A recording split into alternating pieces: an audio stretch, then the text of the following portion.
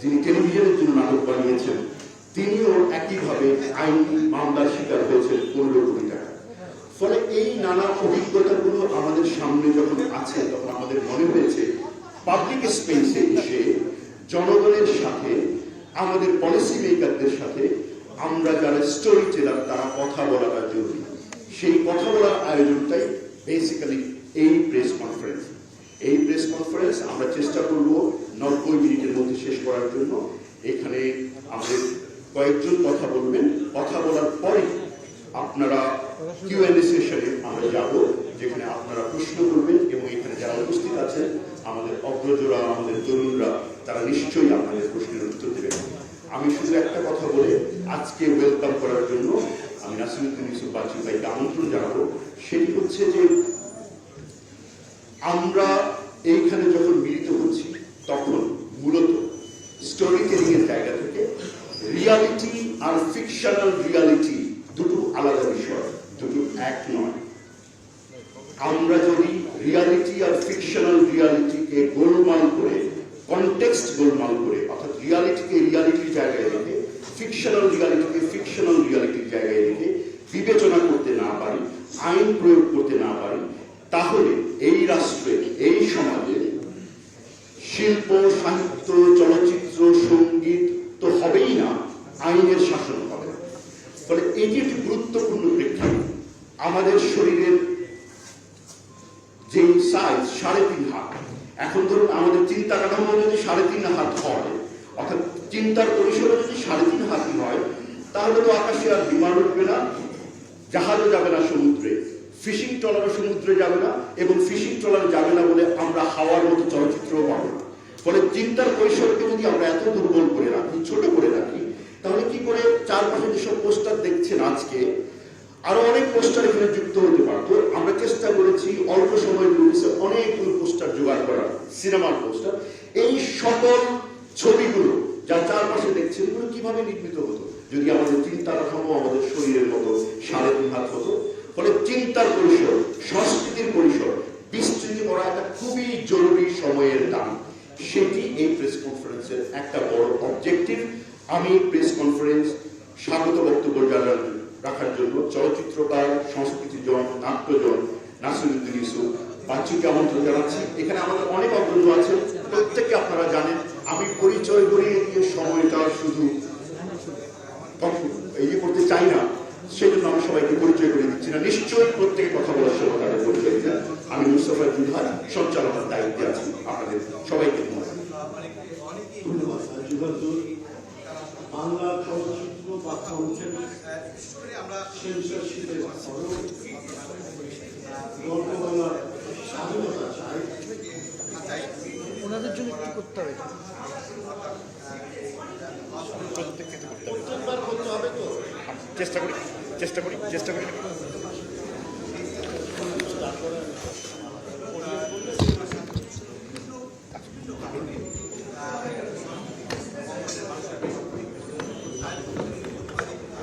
এই করি নাকি?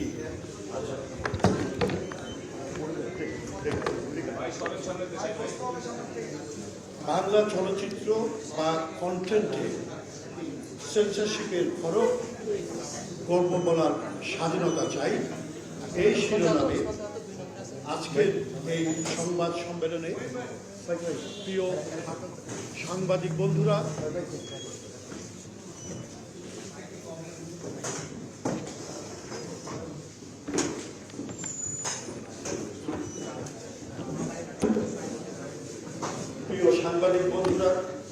এবং 3 প্রজন্মের চলচ্চিত্র কর্মী বন্ধুরা, শুভ সকাল। জুলহারপুর আমার ভাগটি অনেকটি লাঘব করে দিয়েছে, মোটামুটি বলে ফেলেছে। তবু বলি আমরা কারা? আমরা 3 প্রজন্মের চলচ্চিত্র নির্মাতারা একসাথে হয়েছি। আমরা খুব স্বল্প সংখ্যক এখানে আমার প্রজন্মের আছে, তাও যদি ধরে নিই তারেকা নাম এবং মোর্শেদকে, হয়তো আমার কিছুটা অনুযোগ হলো আমি একই প্রজন্ম ধরেছি 80-র দশকের চলচ্চিত্রে, এবং আমরা যুক্ত হয়েছিলাম। কিন্তু এই সংবাদ সম্মেলনটি কার্যত তরুণ চলচ্চিত্র নির্মাতা, এদের চলচ্চিত্র, এদের কথা, যে কথাগুলো আমরা শুনি না অনেকদিন ধরে, তারা বলার পরিসরটি করে নেননি, এবার তারা করে নিয়েছেন বাধার মুখে পড়ে। তাদেরকে সাধুবাদ জানাই যে আমাদের চলচ্চিত্র বিকাশে যে অন্তরায়গুলি রয়েছে বাংলা চলচ্চিত্র বিকাশে, সেই জায়গাটি দিয়ে তারা আজকে কথা বলবেন। আমরা সাম্প্রতিক অতীত নিকটে খুব আশাবাদী হয়ে পড়েছিলাম। গত 2-3 বছরে আপনারা জানেন, এর আগে আমরা বিক্ষিপ্তভাবে নানা চলচ্চিত্র করার চেষ্টা করেছি, কিন্তু গত 1.5-2 বছরে একটি রীতিমতো বৈপ্লবিক ঘটনা ঘটেছে। সিনেমা হলগুলোতে ভালো চলচ্চিত্র দেখতে পেয়েছি, একের পর এক দর্শক মিলনায়তনে ফিরে এসছে, চলচ্চিত্র দেখার জন্য আগ্রহী হয়েছে, স্রোত নেমেছিল।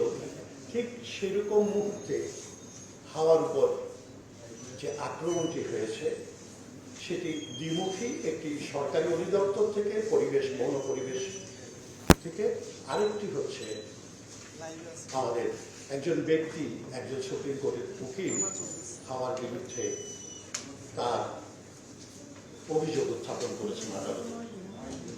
হ্যাঁ, আইনি নোটিশ দিয়েছে। আমরা ঠিক পাশাপাশি আমরা দেখব গত 3 বছরের অধিক সময় ধরে শনিবার বিকেলবেলায় মোস্তফা সরোয়ার ছবিটি চলচ্চিত্র সেন্সরশিপ পায়। সুতরাং আমাদের মনে হয়েছে যে, এবং বিশেষ করে তরুণদের মনে হয়েছে, যারা নতুন সহস্রাব্দের চলচ্চিত্র নির্মাতা, তাদের মনে হয়েছে তাদের কথা বলা দরকার। আমি আমার কথা এইভাবেই শেষ করব যে শিল্প বাস্তবতা এক জিনিস নয়, শিল্পের বাস্তবতা থাকতে হবে। আজকে শিল্পের যে বাস্তবতা, শিল্পের যে ভাষা, সেটা আমাদের সামাজিক ভাষা না হতে পারে, আবার সামাজিক ভাষা শিল্পের ভাষা না হয়ে উঠতে পারে। শিল্পী সিদ্ধান্ত নেবেন তার ভাষাটা কেমন হবে, আঙ্গিকটি কেমন হবে, সেটি পূর্ণাঙ্গ স্বাধীনতা তাকে দিতে হবে। আমরা বাংলাদেশ মুক্তিযুদ্ধ করে স্বাধীন করেছি এবং আমাদের সংবিধানে পরিষ্কার 39 ধারায় লেখা আছে যে মত প্রকাশ, ভাব প্রকাশের স্বাধীনতা আমাদের আছে। যদি তাই হয়, তাহলে চলচ্চিত্রকে নানাভাবে আটকে দেওয়ার যে বাহানা চলছে, সেগুলো আমাদের কাছে অগ্রহণযোগ্য তো নিশ্চয়ই, এবং তার বিরুদ্ধে আমরা প্রতিবাদ এবং ক্ষোভ এবং এটি সমাধানের জন্য আমরা প্রস্তাব নিয়ে আসতে এসেছি। আমরা জানি যে এই যে শিল্পীর কথা বললাম, এই যে বাস্তবতা তুলে ধরার অধিকার এবং যে ভাষা নির্মাণের মধ্য দিয়ে সে বাস্তবতা তুলে ধরবে, সেজন্য শিল্পীর নিরঙ্কুশ স্বাধীনতা চাই। আমরা ছোট্ট কথা যে আমরা শিল্পীর নিরঙ্কুশ স্বাধীনতা চাই। আমরা শনিবার বিকেলের মুক্তি চাই। হাওয়ার উপর থেকে সমস্ত আইনি মামলা যা করা হচ্ছে সেগুলি প্রত্যাহার করার কথাগুলো, অন্য যে ঘটনাগুলো এর মধ্যে ঘটেছে যা নিন্দনীয়, সকল কিছু প্রত্যাহার করতে হবে এবং এর মধ্যে সেন্সার কথা চলে যাবে, কিন্তু ভিন্ন আকারে সেন্সার কথা আসবে। সার্টিফিকেশন সেটি খুবই ভালো, বর্তমান সরকার এটি করার জন্য উদ্যোগ নিয়েছেন, কিন্তু আমরা জানতে চাই স্টেক হোল্ডার হিসাবে সার্টিফিকেশনের নীতিমালাটা কি। এই সব কিছু নিয়ে আপনারা আলোচনা করবেন। আমি আপনাদেরকে আবারও স্বাগত জানিয়ে আমার বক্তব্য শেষ করছি। জোনালকে এটি সঞ্চালনা করবার জন্য আহ্বান জানাচ্ছি। ধন্যবাদ জনাব নাসিরুদ্দিন ইউসুফ বাচ্চু। এবার সংবাদ সম্মেলনে আমরা যে গল্প বলার স্বাধীনতা চাই, এই উদ্যোগে আমাদের পক্ষ থেকে লিখিত বক্তব্য পাঠ করবেন বিপ্লুয়ার খান, চলচ্চিত্রকার। আপনারা সবাই জানেন বিপ্লুয়ার খান।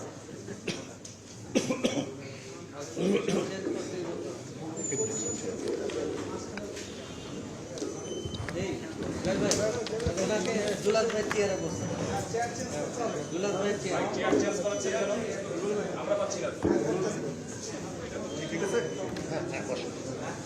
ঠিক আছে, ঠিক আছে।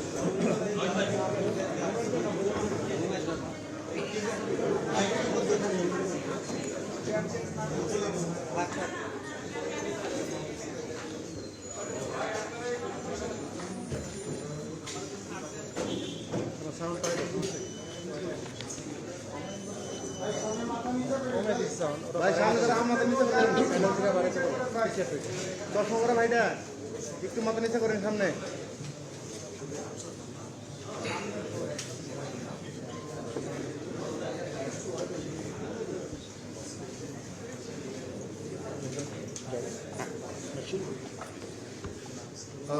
শুভ সকাল সুধীগণ। শুরুতে আমি অভিনন্দন জ্ঞাপন করতে চাই আমার শ্রদ্ধাভাজন সহকর্মী। আপনারা যদি একটু সবাই ধৈর্য ধরে আমাদের বক্তব্য শুনেন তাহলে আমরা খুব খুশি হব। এই লিখিত বক্তব্যটা আমাদের সবার একটা কালেকটিভ বক্তব্য, এটা খুবই ইম্পর্ট্যান্ট। আমি চাই সাংবাদিক ভাইরা আপনারা একটু সেটেল করেন, আপনারা একটু যদি শান্ত হয়ে বসেন। আমাদের এটাই সবচেয়ে ইম্পর্টেন্ট বক্তব্য। আমরা চাই আপনারা সবাই একটু শুনেন ধৈর্য ধরে, এটা আপনাদের মাধ্যমে দেশবাসীর কাছে পৌঁছাবে।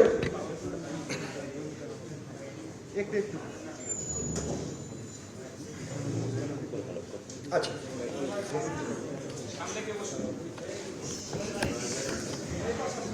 শুভ সকাল সুধীগণ। শুরুতে আমি অভিনন্দন জ্ঞাপন করতে চাই আমার শ্রদ্ধাভাজন সহকর্মী, বন্ধু, সাংবাদিকদের প্রতি যারা এই সভায় উপস্থিত হয়েছেন। এমনকি তাদেরকে অভিনন্দন যারা আজকে আসতে পারেননি কিংবা আসতে চাননি। হাওয়া আর পরাণ সিনেমার সাফল্য নতুন দিনের সুবাতাস। সাম্প্রতিক সময়ে বিশেষ করে করোনা পরবর্তী সময়ে সিনেমা ওটিটি মাধ্যমে নতুন প্রজন্মের নির্মাতাদের হাত ধরে যে ধরনের কাজ হচ্ছে তা আমাদের সিনেমার নবজাগরণকে কিছুটা উস্কে দিচ্ছে। প্রবীণ নির্মাতাদের সাথে সাথে নতুনদের এই প্রচেষ্টা অব্যাহত থাকলে আমাদের সিনেমার শুটিং বেশি দূরে নয় বলে আমার বিশ্বাস। কিন্তু এই সময় এটাও সত্যি যে সংকীর্ণতা, নিয়ন্ত্রণ আর অবহেলায় আমরা বারবার আটকা পড়ে যাচ্ছি। নিয়ন্ত্রণের লীলা খেলায় আমরা নিতান্তই নগণ্য।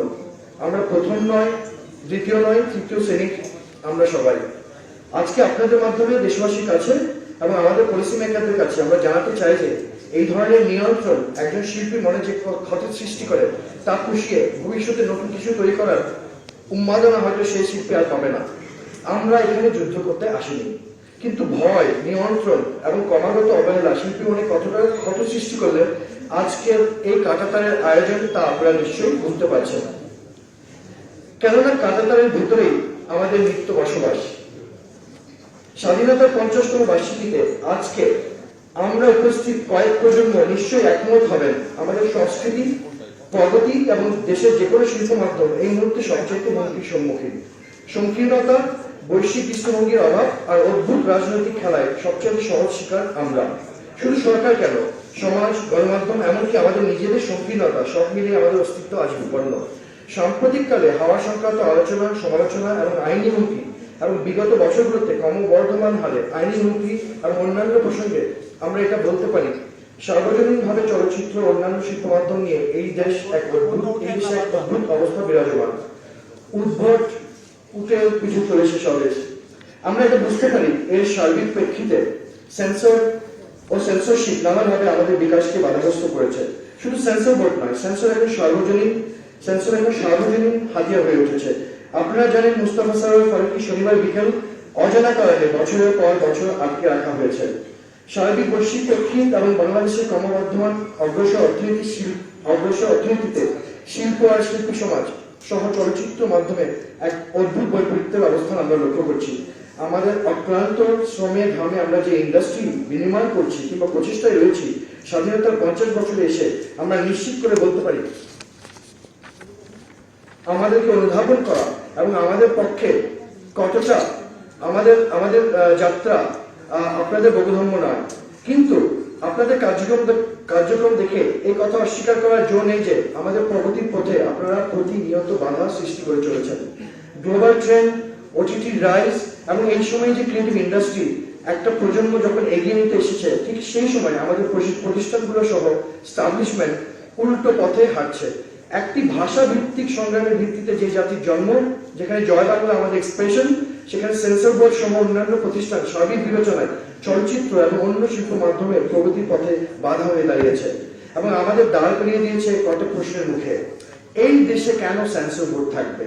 কেন ডিজিটাল সিকিউরিটি অ্যাক্টে ফিল্ম মেকারদেরকে হুমকি পেতে হবে?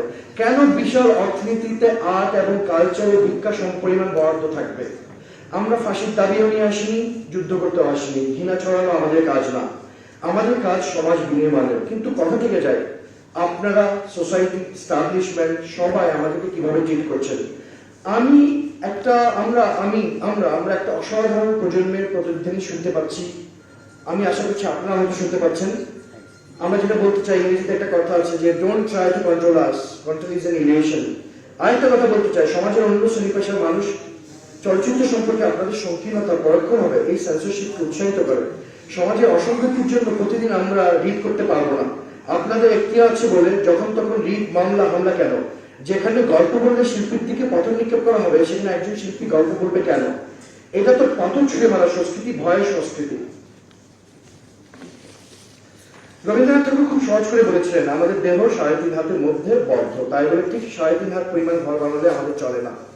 স্বাধীন চলাফেরার জন্য অনেকখানি স্থান আমাদের দরকার হয়। ভাত কাপড় সংস্থানের পাশাপাশি শিল্প সংস্কৃতির বিকাশ আমাদের স্বাধীন চলাফেরার সেই অনেকখানি স্থানটি প্রশস্ত করে।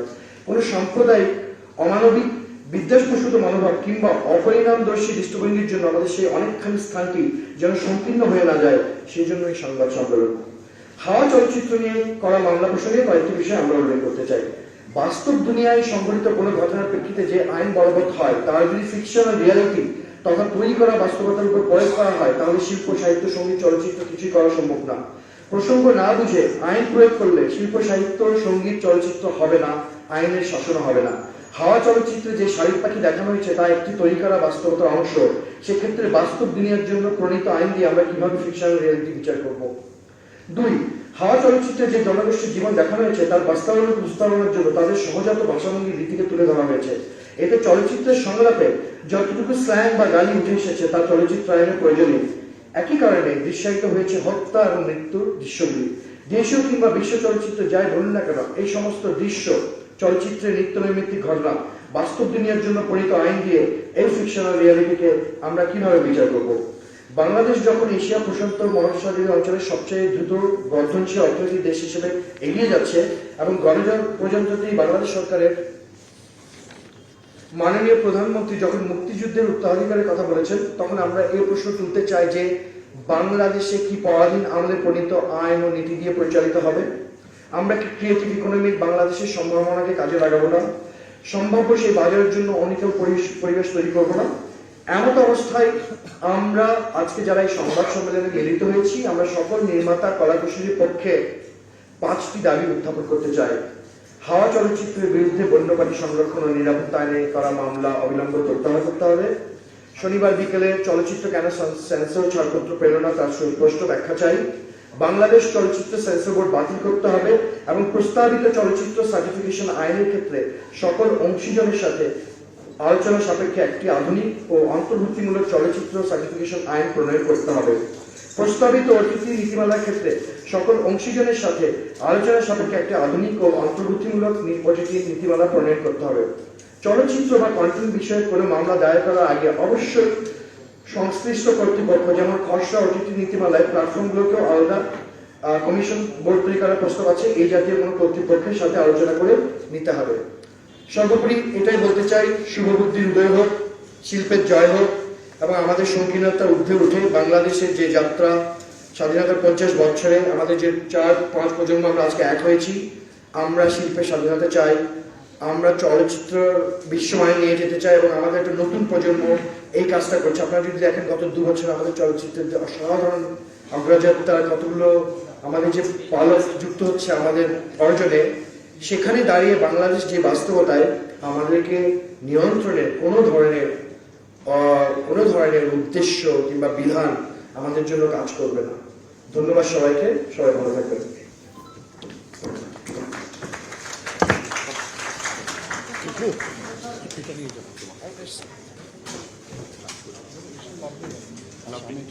আমি পিছিয়ে যেতে পারি, সমাধান করতে চাই, পিছিয়ে যেতে পারি, যারা বলবে তারা সামনে সমাধান করে দিচ্ছি, তারা আমি উঠে যাচ্ছি, যে বলবে আমি উঠে যাচ্ছি।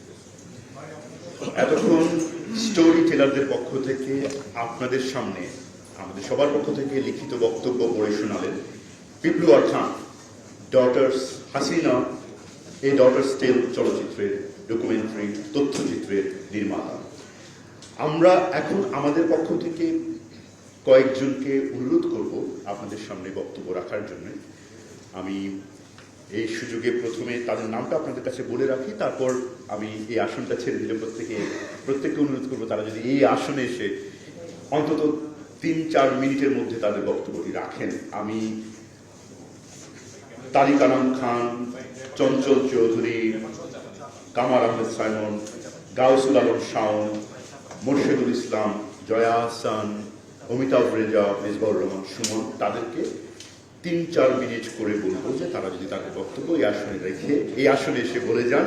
এবং প্রথমেই আমি একটু গাউসুল আলম শাওনকে অনুরোধ করতে চাই, তিনি যদি বলেন। আমরা সবাই তাকে জানি, তিনি ক্রিয়েটিভ পার্সন এবং একই সাথে কন্টেন্ট প্রডিউসার।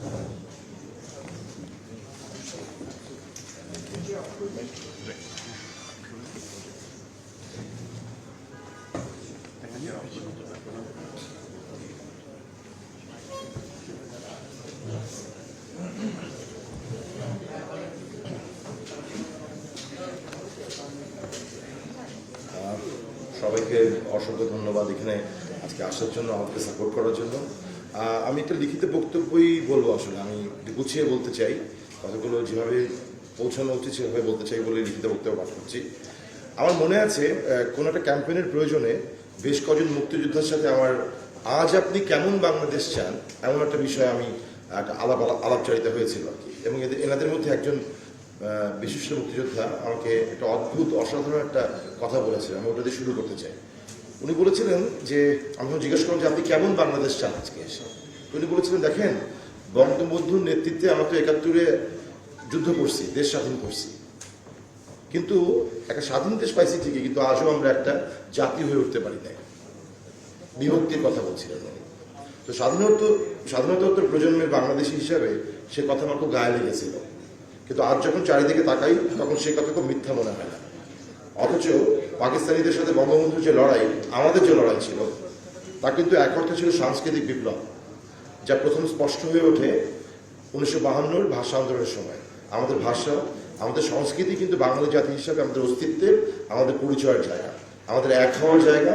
এবং আজ এই বৈশ্বিক যোগাযোগের পৃথিবীতে আমাদের এই ভাষা, এই সংস্কৃতি আমাদেরকে আলাদা করে পরিচয় করিয়ে দেয় পৃথিবীর কাছে। পৃথিবী আমাদেরকে কী চোখে দেখবে, কেমন মানুষ ভাববে, তা কিন্তু ঠিক করবে আমাদের সাংস্কৃতিক পরিমণ্ডল এবং তার চর্চার বিভিন্ন উপায়ে, সেটা সিনেমা হোক, কন্টেন্ট হোক, সাহিত্য হোক, গান হোক, কবিতা, যাই হোক না কেন। আর এই কথাগুলো এমন সময় দাঁড়িয়ে বলছি যখন একদিকে মাথাচাড়া দিয়ে উঠছে সাম্প্রদায়িক অপশক্তি, আর আরেকদিকে আস্তে আস্তে বড় হচ্ছে বাংলা বলতে বসা, ইংরেজিতে কথা বলা উচ্চবিত্ত এবং তাদের পরবর্তী প্রজন্ম। তাহলে এই সেই মুক্তিযোদ্ধার এক বাঙালি হয়ে ওঠার যে আশা, তার কি হবে, কিভাবে এই বিভক্তি দূর হবে? সহজ উত্তর, সাংস্কৃতিক বিপ্লব। এটাই পথ। জাতি হিসাবে তৈরি হওয়ার পথে একটাই রাস্তা, সাংস্কৃতিক বিপ্লব। আজ এমন একটা রাজনৈতিক দল বাংলাদেশ শাসন করছে যাদের হাত ধরেই বাংলাদেশ স্বাধীন হয়েছিল। বঙ্গবন্ধু কন্যা শেখ হাসিনা, আমাদের মাননীয় প্রধানমন্ত্রী, আমাদের মুক্তিযোদ্ধার চেতনার কাণ্ডারি আজ পৃথিবী জুড়ে চলতে থাকা যে আল্ট্রা রাইটেস্ট এবং আল্ট্রা ন্যাশনালিজমের চর্চা চলছে, তার উল্টো দিকে দাঁড়িয়ে থাকা একটা স্বস্তির জায়গা তিনি আমাদের শেষ ভরসা। আর তারই হাত ধরে বাংলাদেশ আজ এক অগ্রসরমান দেশ, পৃথিবীর অন্যতম শক্তিশালী অর্থনীতি। এই সময় যদি আমরা আমাদের এই সাংস্কৃতিক বিপ্লব শুরু করতে না পারি, তাহলে কবে পারবো? এটাই সময় আমাদের জন্য, এখনই শুরু করতে হবে। তার সময় বসে তো পাকিস্তান আমলে বাঙালি সংস্কৃতি বিরোধী সেন্সার আইন চলতে পারে না। বিশেষ করে এমন সময় যখন আমাদের সিনেমা আবারও একটু একটু করে মাথা তুলে দাঁড়াতে শুরু করেছে, আমাদের কন্টেন্ট ওটিটি প্ল্যাটফর্মের বদৌলতে আজকে বিশ্বজুড়ে সমাদৃত হচ্ছে। যে দেশের 65% মানুষের বয়স 35-এর নিচে, যে দেশের ডিজিটাল বাংলাদেশের কল্যাণে ইন্টারনেট হাতে হাতে, সে দেশে যদি পচা, পুরনো এবং দমনমূলক আইনের কারণে মুক্ত, স্বাধীন, সময়োপযোগী বিষয়ে সিনেমা কিংবা কন্টেন্ট তৈরির পথ রুদ্ধ করা হয়, তাহলে সেই তরুণ সমাজ এমন কন্টেন্টই দেখবে যেটা আমরা কেউ চাই না।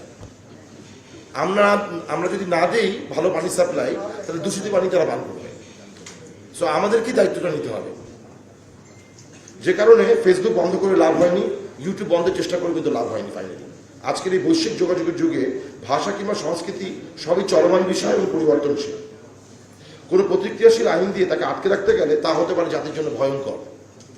স্বাধীন বাংলাদেশের আইন তো সংবিধান পরিপন্থী হতে পারে না। সংবিধানের 39-এর 1-এ পরিষ্কারভাবে বলা আছে, চিন্তা ও বিবেকের স্বাধীনতার নিশ্চয়তা দান করা হইল। তার আলোকে তো এই সেন্সর বোর্ডেরই অস্তিত্ব থাকার কথা না। এবং সে একই কারণে আধুনিক সার্টিফিকেশন নীতিমালা যে খসড়া আছে তাকে নতুন করে দেখতে হবে, ওটিটির খসড়া নীতিমালাকে রিভিজিট করতে হবে। কিছু মানুষের স্বেচ্ছাচারিতার কারণে গল্প বলার স্বাধীনতা অসাংবিধানিকভাবে বন্ধ করা যাবে না। 2041-এ উন্নত বাংলাদেশের যে স্বপ্ন মাননীয় প্রধানমন্ত্রী শেখ হাসিনা আমাদেরকে দেখিয়েছেন, সেই বাংলাদেশ যে অর্থনৈতিকভাবে উন্নত হবে তাতে আমাদের কোনো সন্দেহ নেই। বাংলাদেশ যে ধনী দেশে পরিণত হবে এটা আমরা জানি, আমরা বিশ্বাস করি। কিন্তু সেই ধনী দেশ কি সিঙ্গাপুরের মতো ধনী দেশ হবে, মালয়েশিয়ার মতো ধনী দেশ হবে, সৌদি আরবের মতো দেশ হবে, নাকি বাঙালি জাতি সত্তার দেশ বাংলাদেশের মতো উন্নত দেশ হবে? আর সেটা যদি হতে হয় তাহলে আমাদেরকে সেটার দিকে আলাদা করে নজর দিতে হবে। চিন্তায় মননে আমাদেরকে আধুনিক বাংলাদেশে হয়ে উঠতে হবে এবং উন্নত, যদি বাঙালি হিসাবে উন্নত দেশ হিসেবে আমরা 2041 মধ্যে হাজির হতে হয়, এক জাতি হয়ে উঠতে হয়, তাহলে সাংস্কৃতিকভাবে আমাদেরকে এক হতে হবে। আর আজকের যুগে যেখানে সবকিছু অডিভিজুয়াল, সেখানে সিনেমা কন্টেন্ট ও ওটিটি হতে পারে আমাদের সেই এক হয়ে ওঠার হাতে। সেই হয়ে ওঠার পথে এই ধরনের পিছিয়ে থাকা বর্তমান আইন কিংবা খসড়া আইনের ব্যাপারে মাননীয় প্রধানমন্ত্রীকে আমরা সতর্ক করতে চাই। আপনি একটু খবর নেন, কারা বাংলাদেশে ভালো চায় না, কারা 2041 উন্নত বাংলাদেশ চায়, কারা পাকিস্তান আমলের অসাংবিধানিক আইনকে এই স্বাধীন বাংলাদেশে এখনো বলবৎ রাখতে চায়। আমরা যারা আজ এখানে এই প্রেস কনফারেন্সে একত্রিত হয়েছি সমস্ত ক্রিয়েটিভ কমিউনিটির রিপ্রেজেন্টেটিভ হিসাবে, তারা প্রত্যেকে আপনার সাথে আমরা আছি। আমরা একটা অংশগ্রহণমূলক প্রক্রিয়ার মাধ্যমে অর্জিত একটি আধুনিক সার্টিফিকেশন নীতিমালা চাই, একটি আধুনিক মুক্ত স্বাধীন ও ওটিটি নীতিমালা চাই। আমরা গল্প বলার স্বাধীনতা চাই, যেসব গল্প আমাদেরকে বাঙালি হিসাবে এক জাতি হিসাবে ঐক্যবদ্ধ করবে, একটি আধুনিক মরণশীল উন্নত জাতি হিসাবে পৃথিবীর বুকে পরিচয় করাবে। জয় বাংলা, জয় বঙ্গবন্ধু।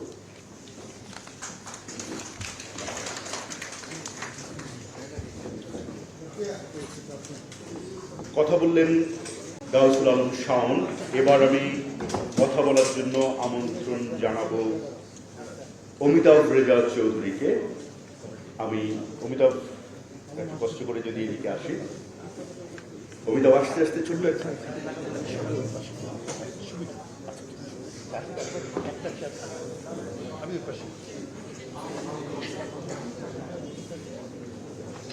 চলচ্চিত্রকার অমিতাভ রেজা চৌধুরী।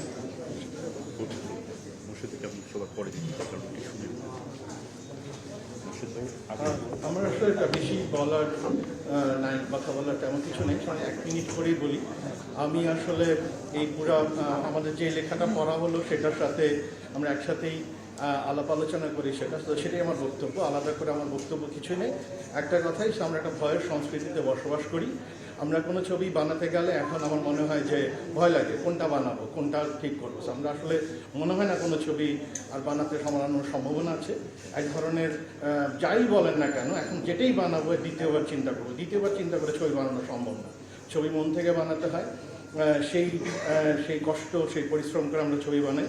আপনারা জানেন এখানে যতগুলো ছবির পোস্টার দেখতে পাচ্ছেন, তাতে আমি বিশ্বাস করি তাদের বেশিরভাগ ছবি, আর আমার মনে হয় মোটামুটি সবগুলাতে আপনারা জানেন যে এই ছবিগুলো কখনোই বাণিজ্যিক উদ্দেশ্যে নির্মিত হয়নি। ছবির বাণিজ্য খুবই দরকার, কিন্তু আমরা নিজের কষ্ট করে অনেক কোনো রকমের বাণিজ্য ছাড়া গল্প বলার উদ্দেশ্যেই এই সমস্ত ছবি বানাতে গেছে। আমি জানি কি অসাধারণ পরিশ্রমের মাধ্যমে হাওয়া নির্মিত হয়েছে, কিভাবে শনিবার বিকেল নির্মিত হয়েছে। সুতরাং এই ছবিগুলা আমরা দেখতে চাই, কথা বলতে চাই, এই ছবিগুলোর কোনো বাধা দেখতে চাই না। আমরা শনিবার বিকেলের মুক্তি চাই ইমিডিয়েটলি, এবং সেন্সর সার্টিফিকেট যেহেতু এটা একবার সেন্সর হয়ে গেছিল, কিন্তু তারপরে এটা বন্ধ কেন আছে আমরা জানি না। তো এটা ইমিডিয়েটলি এই ছবিটা দেখতে চাই, সারা পৃথিবীর মানুষ এটা দেখেছে, সে একইভাবে আমরা এই ছবি দেখতে চাই। আমরা হাওয়ার উপরে অদ্ভুত রকমের যেই কথাবার্তা যেটা আমরা করেছি, যে এখানে নারী চরিত্র নেতিবাচক দেখানো হয়েছে, এখানে ছবির ভায়োলেন্স দেখানো হয়েছে। ভায়োলেন্সের কি দেখলেন ভাই? কিল বিলটা আরেকবার প্রথম থেকে দেখেন, তাহলে ভায়োলেন্স বুঝবেন কারে বলে। সো অদ্ভুত এক জাতের চিন্তার মধ্যে যে আমরা বসবাস করি, তাহলে আমরা ছবি করতে পারবো না। সারা পৃথিবীর ছবি অনেক এগিয়ে যাচ্ছে, ছবি নিয়ে কথা হবে, ডায়লগ হবে, আপনার মতামত থাকতে পারে, আপনি দ্বিমত করতে পারেন, আপনার ছবি নিয়ে সমালোচনা করতে পারেন, আপনার হাওয়া একদম ভালো না লাগতে পারে, আপনার শরীরে একদম ভালো না লাগতে পারে, সেটা নিয়ে খুবই কড়া সমালোচনা করে আপনি লিখতে পারেন, কথা বলতে পারেন।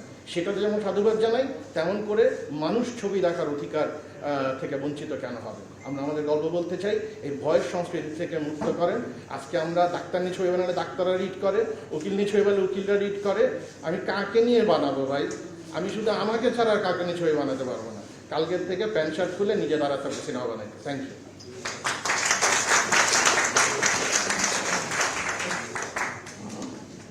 বেশ কয়েকটি গুরুত্বপূর্ণ প্রশ্ন রেখে গেলেন অমিতাভ রেজা চৌধুরী। আমরা বরং এই সুযোগে একটু শুনি যে অভিনয় শিল্পী জয়া আহসান তিনি কি ভাবছেন। জয়া আহসান।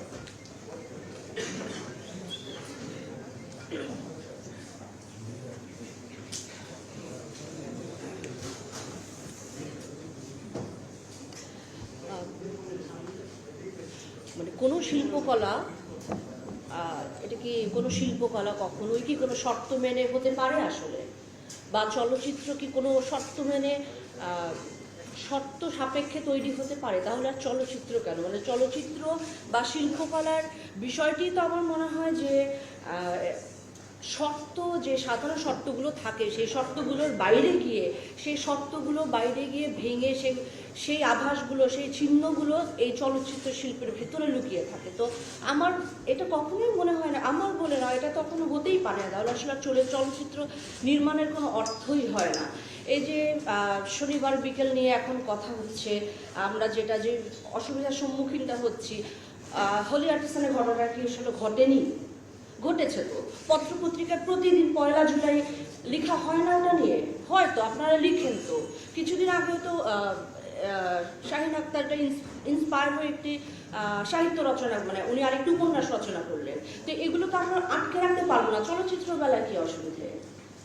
আমার জন্মদিন 1 জুলাই, আমি কখনো এত ট্রমাটাইজ হয়ে আছি আমি এই ঘটনাটা নিয়ে, আমি আজ অব্দি কখনো পর্যন্ত আমি আমার জন্মদিন পালন করতে পারি না। আমার মনে হয় ওই দিনটিতে একটা কালো দাগ লেগে গেছে। আমাদের তো এসব হাওয়া নিয়ে যে ঘটনাটা ঘটছে, এই যে হাওয়ার, আমাদের এই যে প্রাণ প্রকৃতি নিয়ে যদি তাদের এত মমতা থাকে, এত কিছু থাকে, দেখুন প্রাণ প্রকৃতি নিয়ে, জীববৈচিত্র্য নিয়ে আমার নিজের একটা খাঁটি আবেগ আছে। সেই জায়গা থেকে এটা নিয়ে আমি আরও বেশি করে কথা বলতে চাই বা বলবো। কারণ আমাদের এই যে হাওয়া নিয়ে যে ঘটনাটা, যে নিষেধাজ্ঞাগুলো আসছে এখন, এটা কেন? এগুলো তো আসলে চলচ্চিত্রটা তো নির্মাণ করেছে একটা বৃহত্তর স্বার্থেও দেখাতে চেয়েছে। এগুলোকে তো এরকম সরলীকরণ করলে আসলে হবে না। এবং এই যে দিনের পর দিন বন উজাড় হচ্ছে, আমাদের নীলক্ষেতে আমরা পশু পাখির সাথে অমানবিক আচরণ করছি, বেড়ে যাচ্ছে, এগুলোর বেলায় বন বিভাগ বা প্রশাসন তারা কোথায়? মানে এই যে চলচ্চিত্রের উপর একটা অদৃশ্য, কখনো প্রশাসনিক চাপ, কখনো একটা অদৃশ্য চাপ, এগুলো আসলে বন্ধ করতে হবে। শুধুমাত্র চলচ্চিত্র নয়, যে কোনো শিল্প মাধ্যম। আমরা কি তাহলে লেখালেখি করবো না? আমরা কি তাহলে থিয়েটার করবো না? আমরা কি আমাদের কথা বলবো না? তাহলে তো এত যদি নিষেধাজ্ঞা, প্রতিটা চরিত্র যখন তৈরি হয়, বা যে কোনো চরিত্রকে এভাবে দেখানো যাবে না, এভাবে দেখাতে হবে, এটা কি করে হয় আসলে? তাহলে তো পৃথিবীতে কোনো রকম সব চরিত্র যদি নিয়ম মেনে চলতে থাকে, তাহলে সেই চরিত্রগুলো তো তাহলে কোনো ফিকশনই তৈরি হবে না। আমরা সাধারণত যে কোনো চরিত্র দেখে যে প্রত্যাশা করি যে এরকম, তার বাইরে যখন কোনো ঘটনা ঘটে তখন সেটা ফিকশন হয়ে ওঠে, তখন সেটা গল্প হয়ে ওঠে। আমরা কি গল্প বলবো না? এটা তো হতে পারে না, এটা হয় না আসলে। এগুলো আমার মনে হয় আমরা আমাদের মতো করে বলছি, ওনাদেরকে ব্যাকফুটে যেতে হবে, যাওয়া উচিত। আর এই তো আমাদের জায়গায় আমরা সত্যি, যেটা আমরা বারবার ভাবি যে আমাদের স্বাধীনতা যুদ্ধ, আমাদের ব্রিটিশরা আমাদেরকে রুখে রাখতে পারেনি। এই যে কালা কানুনগুলো তারা তৈরি করেছিল, সেগুলো ভেঙে দিয়ে কিন্তু আমাদের বাংলাদেশ, এখন স্বাধীন বাংলাদেশে নিশ্চয়ই আমরা এইভাবে করে চর্চা করবো না। আমি এই যে লেখাটি আছে, যা ঘটেছে, এবং আমরা সবাই মিলে একসাথে হয়েছি, আমার বক্তব্য একইভাবে, একই জায়গায়। আমার মনে হয় আমাদের সবাই যার যার জায়গা থেকে, আমি সংস্কৃতি কর্মী হিসেবে, আপনারা আমাদের আপনারাও আমাদের একটা অংশ। আপনারা এগুলো সবাই মিলে আমার মনে হয় একই জায়গা, আমরা সবাই একটি জায়গায় মিলিত হয়েছি। ধন্যবাদ।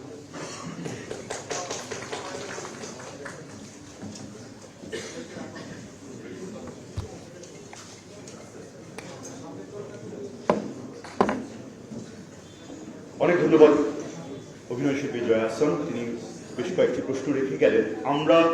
আমাদের এখানে আপনি দেখতে পাচ্ছেন কাঁটাতারের এই পাশে আরো বেশ কয়েকজন গুণী অভিনয় শিল্পী এবং ভীষণ গুরুত্বপূর্ণ জনপ্রিয় মুখ আছেন, অগ্রজরা আছেন, তরুণরা আছেন। পাশে দেখছেন সম্পারেজা আপা আছেন, এবং তরুণদের মধ্যে নাজিফা টুসি, ইয়েস, এখানে জাকিয়া বাড়ি মোমো আছেন, আজমেরি হক বাঘন আছেন, আফরান নিশো আছেন, এবং শিল্পীদের মধ্যে আফসানা মিমি আছেন। সো এই যে অগ্রজরা আছেন, তরুণরা আছেন, আমরা সবাইকে বলতে দিতে পারি, আমরা চাই ওনারা কথা বলুন, কিন্তু সময়ের একটা চাপ রয়েছে। ওনারা আছেন, আমরা এই লড়াইটা একসাথে লড়ছি আপনাদের মতো করেই। আপনারা যেমন নিউজ রুমে বলেন যে স্টোরিটার কি হলো, আমাদেরও তাই। এইখানে আমরা যারা দাঁড়িয়ে আমরাও বলছি গল্প বলার স্বাধীনতার কি হবে।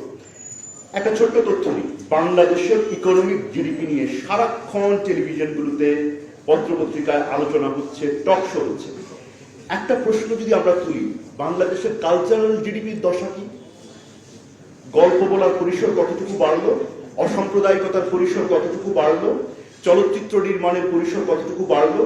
এই প্রশ্নগুলো আমরা যদি আরো তুলতে পারি, তাহলেই গাউসুল আলম শাওন যে সাংস্কৃতিক বিপ্লবের কথাটি বললেন, ওই পরিসরটি তখনই নির্মিত হবে। এটা কিন্তু তারই এক ধরনের, আমাদের অগ্রজরা যে লড়াইটা করেছেন, আমরা তারই ধারাবাহিকতায় কিন্তু লড়ে যাচ্ছি। ইরেজ জাকের আছেন অভিনয় শিল্পীদের মধ্যে, উনি মোবাইল দেখছেন বলে আমি খেয়াল করি। আচ্ছা, আমি এই সুযোগে এবার কথা বলার জন্য আমন্ত্রণ জানাতে চাই মেজবাউর রহমান সুমন, ছোট্ট করে যদি তার অনুভূতির কথা বলেন।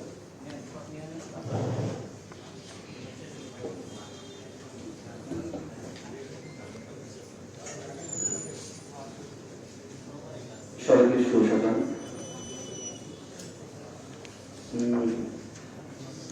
একটা বিষয় দিয়ে শুরু করি, সেটা হচ্ছে যে আমার কাছে, আমরা বিভিন্ন আড্ডায় আমরা যখন আসলে ছবি বানাতে চাই, সেই গল্প নিয়ে যখন কাজ করি, তখন আমাদের মাথায় যেটা আসে, এটা করা যাবে না, ওটা করা যাবে না।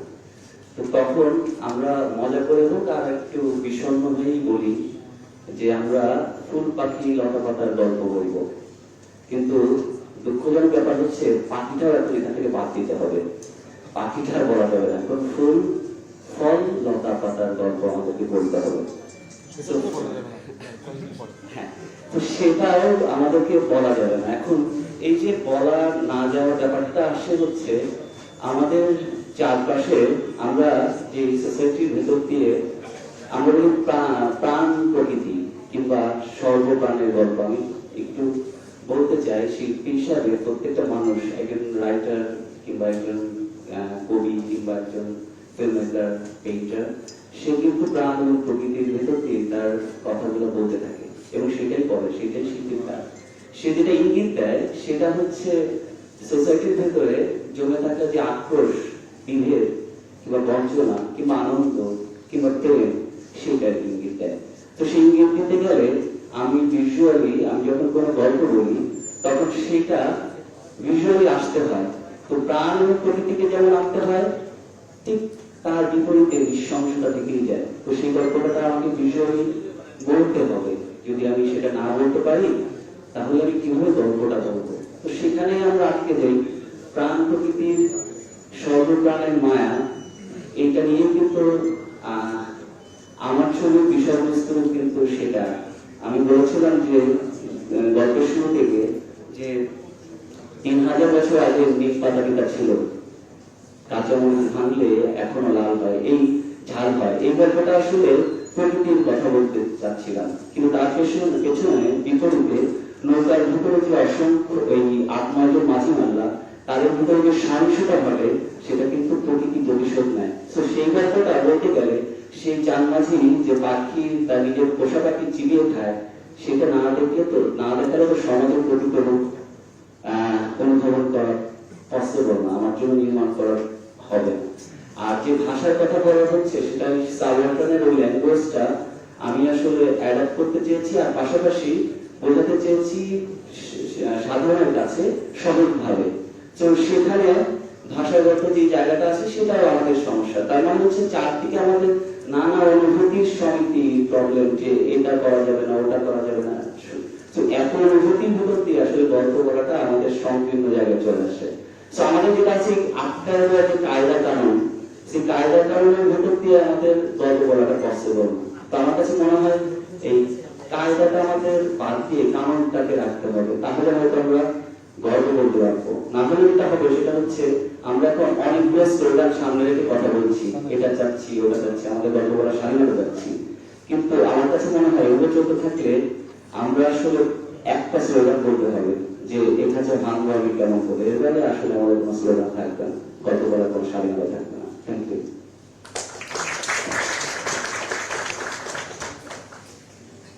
আমরা চেষ্টা করছি সময়ের মধ্যে থাকার জন্য। এবার আপনাদের সামনে কথা বলবেন প্রামাণ্য ছবি নির্মাতা, তিনি অবশ্য সুন্দর করে বলেন, ফিচার ফিল্ম নির্মাতা কামার আহমেদ সাইমন আপনাদের সামনে কথা বলবেন। আমি একটু বলে রাখি উনি আস্তে আস্তে, সেটা হলো আমাদের সাথে অনেক তরুণ চলচ্চিত্র নির্মাতা অথবা স্টোরি টেলার, বিজ্ঞাপন চিত্র নির্মাতা, ওয়েব ফিল্ম নির্মাতা, ওয়েব সিরিজ নির্মাতারা আছেন, আপনারা অনেককেই জানেন। আমি চেষ্টা করবো ফাঁকে ফাঁকে তাদের একটু পরিচয় করে দেওয়ার জন্য। সবাই কথা বলতে পারলে ভালো হতো, সময়ের চাপের জন্য আমাদের হয়তো কয়েকজনই কেবল কথা বলবেন। কামার আহমেদ সাইমন।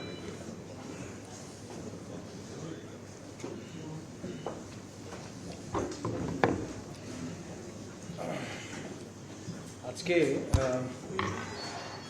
আমরা একসাথে অনেকেই মানে এখানে আসছি, বা এই আয়োজনের মধ্যে আমরা একরকম যোগাযোগ তৈরি হচ্ছে বা এক ধরনের ক্ষেত্র তৈরি হচ্ছে। সেই ক্ষেত্রটার প্রেক্ষাপটটা আমার জন্য খুব গুরুত্বপূর্ণ ছিল এই জন্য যে আমরা যখন গানের অ্যালবাম রিলিজ করি, আমরা যখন একটা ফটোগ্রাফিক এক্সিবিশন ওপেন করি, বা আমরা যখন একটা ইনস্টলেশন করি, তখন আমরা কোথাও থেকে কোনো ছাড়পত্র বা সেন্সার সার্টিফিকেট নেওয়ার জন্য আবেদনও করি না। এবং সম্ভবত নাটকের জন্য আলাদাভাবে ছাড়পত্র নিতে হয় না, সম্ভবত নিতে হয় না। শুধুমাত্র এমনকি টেলিভিশনেও কোনো মানে কমিশনিং এডিটর থাকে, কিন্তু ছাড়পত্র কোনো ন্যাশনাল বা রাষ্ট্রীয় বা সরকারি কোনো সংস্থার কাছ থেকে আমাকে কিন্তু ছাড়পত্র নিতে হয়। একমাত্র মাধ্যম হচ্ছে চলচ্চিত্র, বা যেটা এখন কন্টেন্টের জন্য সামনে হতে আসে। তো এইরকম একটা মাধ্যমের প্রতি এইরকম ভয়ঙ্কর বিমাতাসুলভ আচরণটার কারণটা কি, অরিজিনটা কি, এই অরিজিনটা আমি জাস্ট নিজে বোঝার চেষ্টা করতেছিলাম, যেটা শুরুটা করতে হয়েছিল। তা আমি একটু ঘাটাঘাটি করতে গিয়ে দেখলাম যে সম্ভবত 1897 সালের দিকে প্যারিসে একটা চ্যারিটি এক্সিবিশন হচ্ছিল ছবির, সেখানে একটা আগুন লেগে যায়। এবং আগুন লাগার জন্য কারণ ছিল যে ফিল্ম যে স্টকটা ওটা হাইলি ফ্লেমেবল ছিল। সেই হাইলি ফ্লেমেবল ফিল্ম স্টকটা যেহেতু আগুন লেগে বোধহয় 127 বা 100 এক্সাক্ট ফিগারটা আমি ভুলে গেছি, 126 জন সম্ভবত মারা গেছিল। এবং সেই মারা যাওয়ার পরে এক ধরনের হ্যাজার্ডাস মানে প্রিভেন্টিভ একটা অ্যাক্ট হিসাবে সেন্সর অ্যাক্টের একটা আলোচনা আসে, যেটা পরবর্তীতে আমাদের ব্রিটিশ শাসনে, যেহেতু আমরা ব্রিটিশ রাজ্যে ছিলাম, 1909 সালের দিকে প্রথম সিনেমাটোগ্রাফ অ্যাক্ট বলে লন্ডনে পার্লামেন্টে পাশ হয়। সেইটা ছিল প্রথম সেন্সর বা সিনেমাটোগ্রাফি অ্যাক্টের একটা রেফারেন্স। আর আমরা যেহেতু ভারতবর্ষের অংশ হিসেবে ছিল এবং ভারত রাজ এখানে ছিল 1918 সালে বাংলাদেশে, সেটারই আরেকটা আদলে মানে বাংলাদেশের মানে বৃহত্তর বাংলাদেশ বা বৃহত্তর ভারতবর্ষে সেটা আরেকটা আদল হিসাবে এক ধরনের রিপ্রেসিভ স্টেট অ্যাপারাটাস হিসাবে, মানে নিপীড়নমূলক রাষ্ট্র মানে এক ধরনের কন্ট্রোলমূলক একটা ব্যবস্থা হিসাবে এইটার আরেকটা ভার্সন তৈরি হয় 1918 সালে।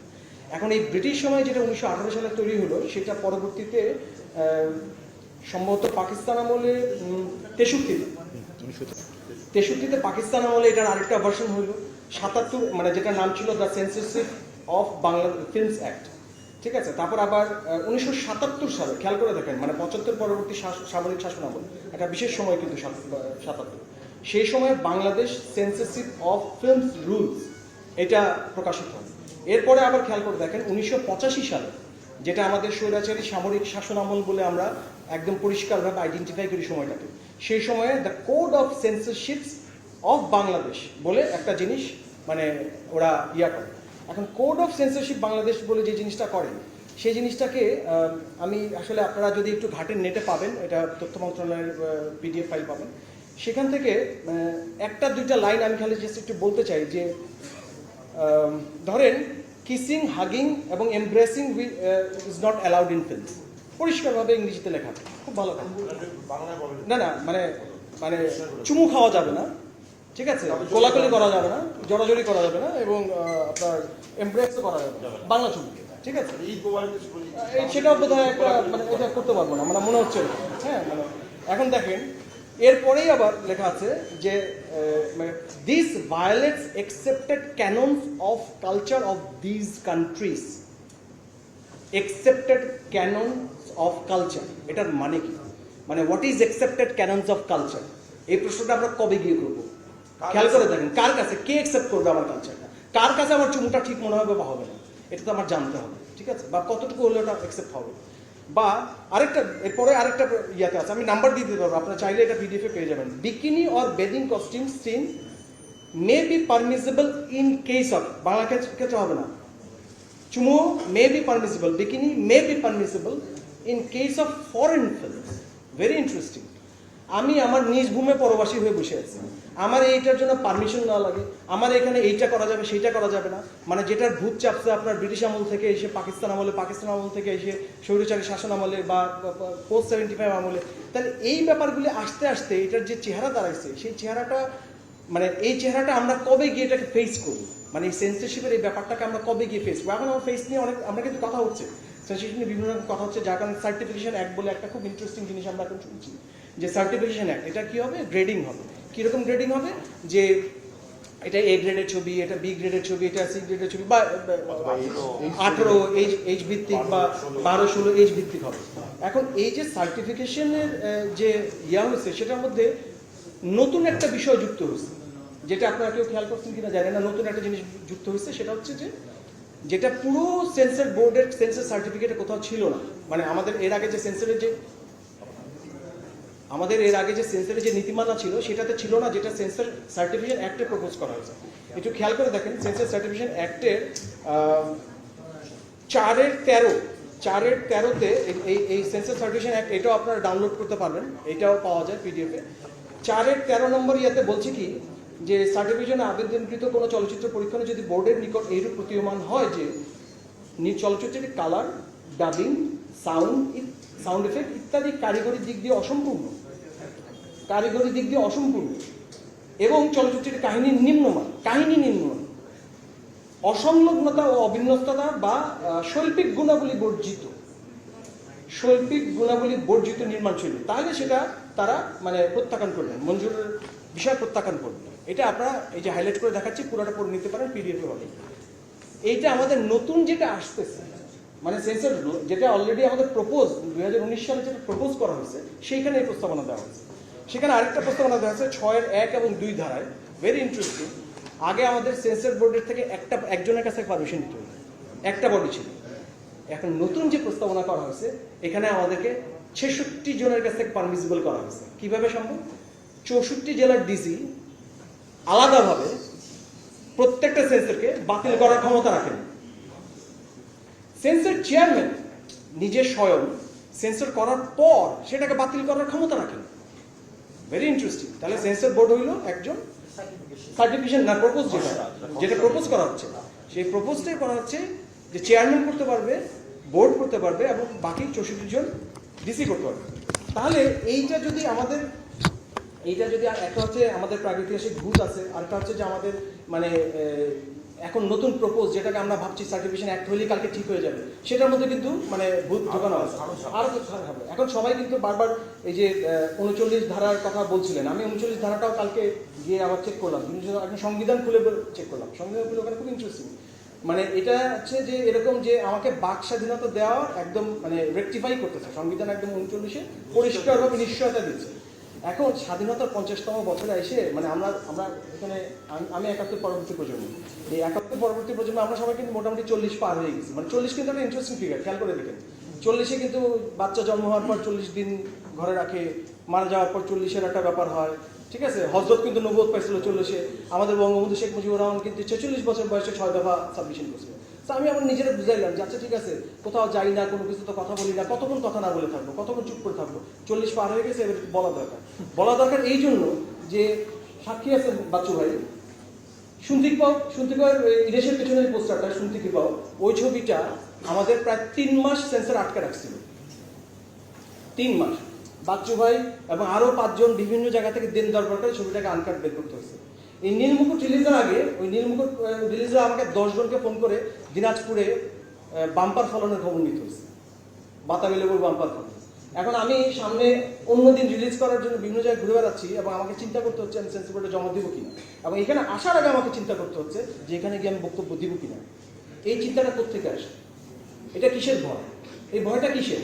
আমি একটা স্বাধীন দেশে একজন স্বাধীন নাগরিক হিসাবে আমি একটা ছবি বানানো নিয়ে এত ভয় আমাকে এখন পাইতে হবে।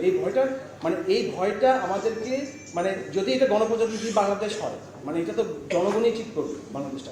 এটা তো একটা সার্টেন সেগমেন্ট অফ ব্যুরোক্রেসি, মানে ব্যুরোক্রেসি তো একটা মানে রিফ্রেজিং হয়েছে। আমরা এখন প্রশাসন বলে একটা অদ্ভুত নতুন শব্দ আবিষ্কার করছি, সব কিছুতে আমরা প্রশাসন শব্দটা রেফার করি। এই প্রশাসন বা ব্যুরোক্রেসির ভূতটা কিন্তু আমাদের সেই ব্রিটিশ আমল থেকে আসছে, সেই পাকিস্তান আমল থেকে আসছে, সেই 75 পরবর্তী স্ট্রাকচার থেকে আসছে, সেই স্বৈরশাসনের আমল থেকে আসছে। সো এইখানে আমার মনে হয় কেউ যদি মাইন্ড করবেন না, আমার যা বক্তব্য ছিল আমি বলছি। এবং আমার কাছে মনে হয় যে এখন শুধুমাত্র মানে ইশারা দিলে হবে না, কিছু নিশানা ঠিক করতে হবে, যে আমরা কী চাই এবং সেইটা চাওয়ার জন্য আমাদেরকে যথেষ্টভাবে নিজেদেরকে দাঁড়াইতে হবে। কারণ সত্যি কথা বলতে কি আমি শুধু এই একটা বা দুইটা ছবির কথা ভাবতেছি না, আমি ভাবতেছি আমাদের পাইপলাইন আরও ছবি আছে সামনে। আপনি কালকে বলতেছিলেন যে 10 বছর আরও এই পরিমাণ কন্টেন্ট পসিবিলিটি আছে। আমরা একটা ফিগার শুনতেছি 50,000 থেকে 1 লক্ষ কোটি টাকার নাকি কন্টেন্টের বাজার ইউনেস্কো। হ্যাঁ, সো এইরকম একটা স্ট্রাকচারে এসে আমাদের কখনো এরে ভয় পাইতে হবে, ওরে ভয় পাইতে হবে, এর কথা শুনতে হবে, ওর কথা শুনতে হবে, লিখবো কি লিখবো না। অমিতাভ যেটা বললো যে আমি আমার নিজেকে আয়নায় দ্বারাই শুনবো। সো এইটা সিচুয়েশনটা এরকম হচ্ছে যে আমাদের এটা অস্তিত্ব সংকট। এই সংকটে আমাদের নিজেদের যদি আমরা মানে এটা সোজা হিসাব, মরলে শহীদ বাঁচলে গেছে। ধন্যবাদ।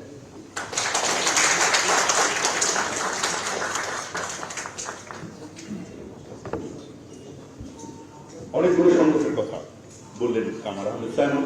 সম্ভাবনা শব্দটিও তিনি তুললেন, যে সম্ভাবনাটা হচ্ছে যে বাংলাদেশের ইকোনমি, আমরা সাধারণভাবে যেসব সেক্টরের ইকোনমি নিয়ে গণমাধ্যমে প্রচুর কথা বলি, আমরা যারা গল্প বলা নিয়ে কাজ করি তারা যদি দেখি বাংলাদেশের বিশেষ করে ক্রিয়েটিভ ইন্ডাস্ট্রির ইকোনমির পটেনশিয়াল কোথায় দাঁড়িয়ে আছে, আমরা বলছি যদি ঠিকঠাক পলিসি রেগুলেশন হয়, কন্ট্রোল না। বাংলাদেশে মুশকিল হচ্ছে যে এনিথিং পলিসি মানে কন্ট্রোল। আমরা নীতিমালা চাই, নিয়ন্ত্রণ মালা নয়। ফলে প্রশ্নটি হচ্ছে যে ঠিকঠাক রেগুলেশন, ইনভেস্টমেন্ট এবং পৃষ্ঠপোষকতা যদি হয়, আগামী 7 থেকে 10 বছরের মধ্যে বাংলাদেশের ক্রিয়েটিভ ইন্ডাস্ট্রির পটেনশিয়াল হচ্ছে 50,000 কোটি থেকে 1 লক্ষ কোটি টাকার বাজার হতে পারে বিশ্বের 30 কোটি বাঙালির জন্য, যারা বাংলা ভাষাভাষী তাদের জন্য বাংলা কন্টেন্টের এই হলো পসিবিলিটি। এখন পসিবিলিটিস তো আছে, কিন্তু আমাদের সংকট মোকাবেলা করতে হবে। আমি একটু কথা বলার জন্য এই সময় আমন্ত্রণ জানাতে চাই অভিনয় শিল্পী তারিক আনাম খান, তিনি কথা বলবেন। ভাইজান বসেন, আমি এটা এগিয়ে দিচ্ছি, তাহলে বোধ হয় ফ্রেমের সুবিধা হয়, তাই না?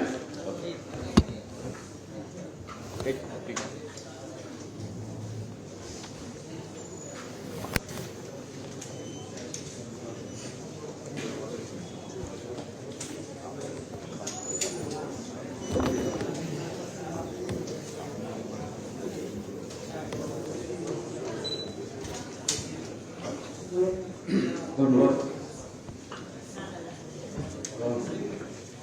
এটা আমার জীবনের প্রথম অভিজ্ঞতা যে কাঁটার তারের এদিকে বসে কথা বলে যাচ্ছে, আপনাদেরকে কাঁটার তারের বসে দেখছি। আসলে আমরা এই ধরনের কাঁটা তারের মাথার মধ্যে জড়িয়ে গেছি।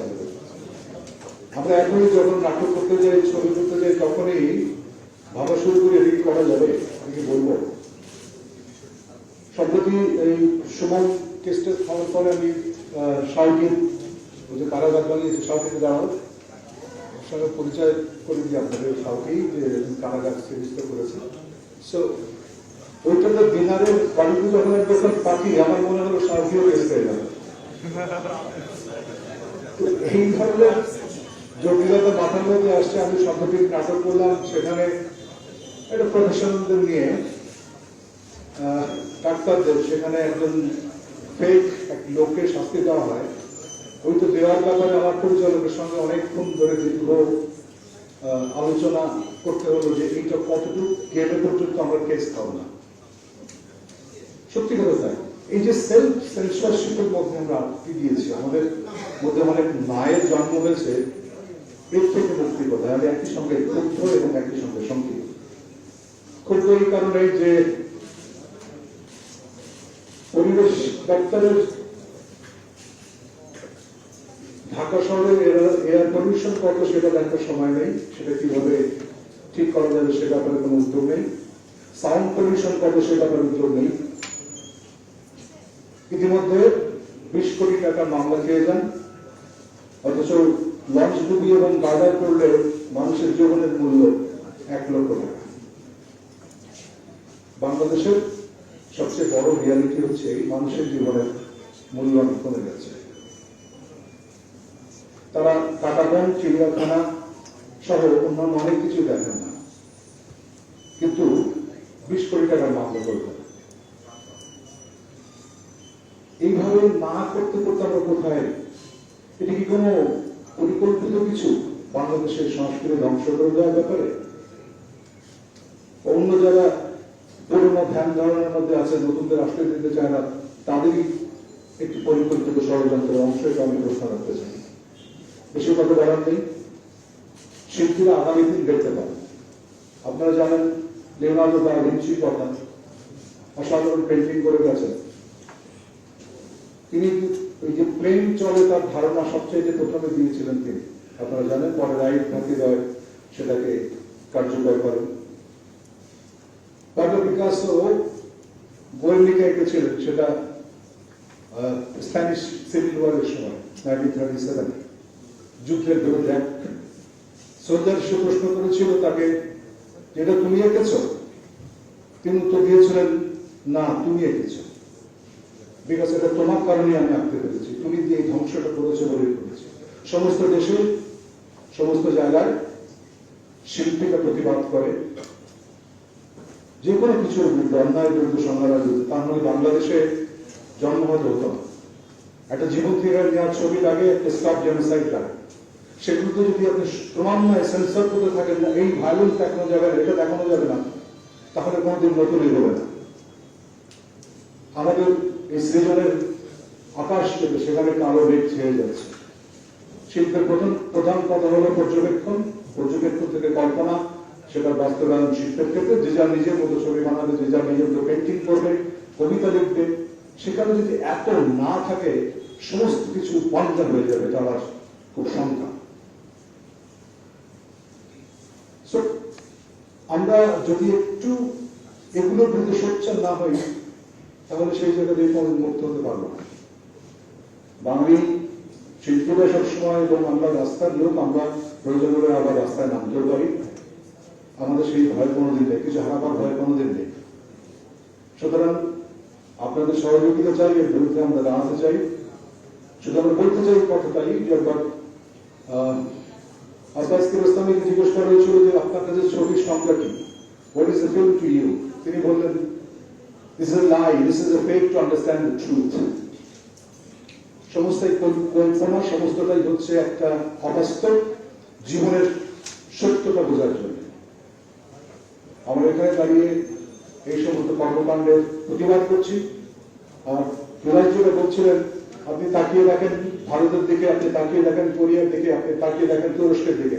তারা ছবি এবং এই ধরনের বিভিন্ন ধরনের সিরিজ এবং তৈরি করে তারা কত ফরেন কারেন্সি আর্ন করে। ভারতের one of the leading foreign currency earning হচ্ছে তাদের হিন্দি ফিল্ম, বিভিন্ন জায়গায় যায়। চায়নাতে গিয়ে দিনের পর দিন চলে 2000 কোটি টাকা, তারা ওখানে 2000 কোটি রুপি ইনকাম করে নিয়ে আসে। কেন আমরা আমাদের জায়গাগুলো এরকম বন্ধ করে দিচ্ছি এবং ক্রমান্বয়ে বন্ধ করে দিচ্ছি? সবার শুভ চেতনার উদয় হোক, এই কামনা করে আপনার ধন্যবাদ বিশ্বাস করছি।